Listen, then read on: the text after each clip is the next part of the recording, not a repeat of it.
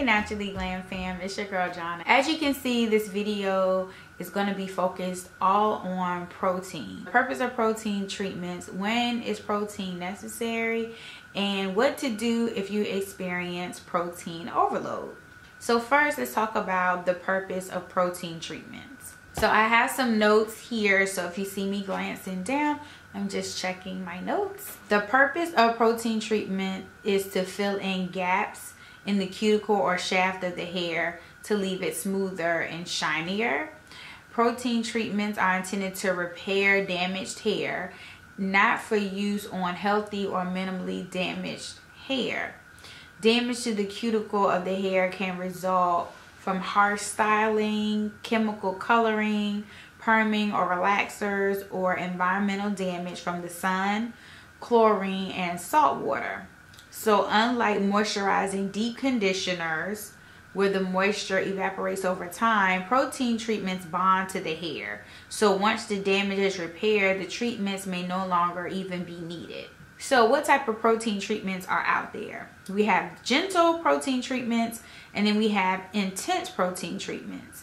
Now, gentle treatments are really designed for more frequent use and are less likely to leave the hair dry or brittle, so you're less likely to experience some sort of protein overload. Now, examples of gentle treatments are deep conditioners that contain some sort of protein, some sort of hydrolyzed protein especially. Now, when we talk about hydrolyzed proteins, what does that mean? Well, hydrolyzed protein basically has gotten the protein down to as teeny tiny molecule so that it can penetrate the hair shaft much easier. And then we also have like your DIY protein treatments that you see a lot of people on YouTube using. They're using things like eggs, coconut milk, etc. And those DIY protein treatments are much more gentle because it's a food, it's not processed at all. So you just think about when you eat those foods, it takes your body time to break it down to extract the proteins for your body. So when you apply it to the hair, of course, there's not a whole lot of breakdown and processing that's going on. It's just sitting on the hair. So the hair is really not able to absorb that much protein from it. And most of those ingredients also have a lot of fats and oils, and so you have that moisture protein balance. So a lot of times you are not going to experience protein overload when you're doing these gentle protein treatments. However, you have the more intense treatments, and these may provide you with a more significant effect, but they should be used with care. Some examples of an intense protein treatment would be like ApHogee, some of the ApHogee protein treatments, as well as salon level treatments that's designed for a professional to use. Now, you hear a lot of people saying that they are protein sensitive.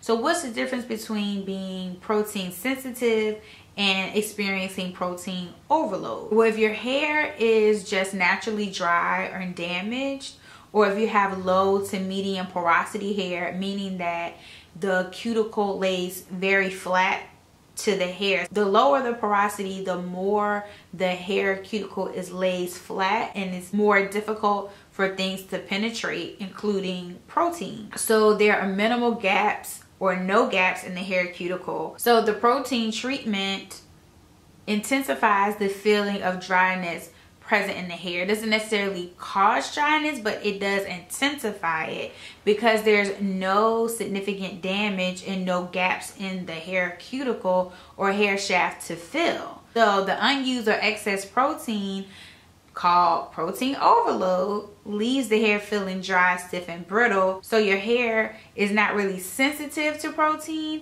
It simply does not need it. And so adding it when it's not necessary can have those negative results of leaving the hair feeling dry and brittle because the protein just has nowhere to go. It sits outside of the hair cuticle, it hardens and it attaches, and therefore it leaves your hair feeling dry.